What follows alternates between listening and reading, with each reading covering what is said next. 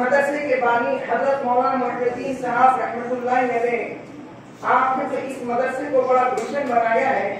आपकी बड़ी साहिबजादी जो आलिमा हाफिजा कारिया है, मेरी बड़ी बहन हाफिजा कारिया सुमैया बेगम आए, वो भी अपना मेडल जो है अरशद अली साहब से ले।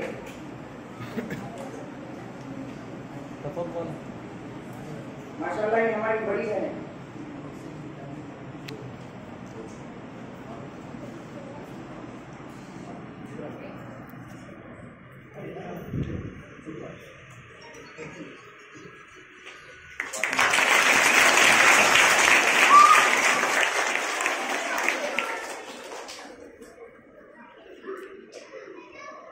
माशाल्लाह अल्लाह ताला कबूल फरमाए। और इसी तरह शोबे इनके जो बाजी है हाफिजा सुमैया बेगम, वो भी आए, सुमैया खातून वो भी आए, अपना इनाम जो है इजाज में से वसूल करें।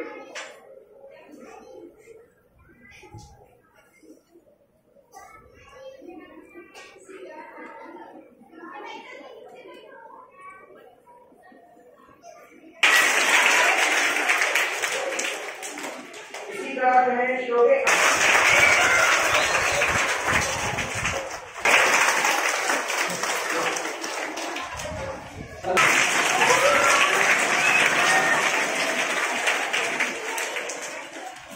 और इसी तरह जो है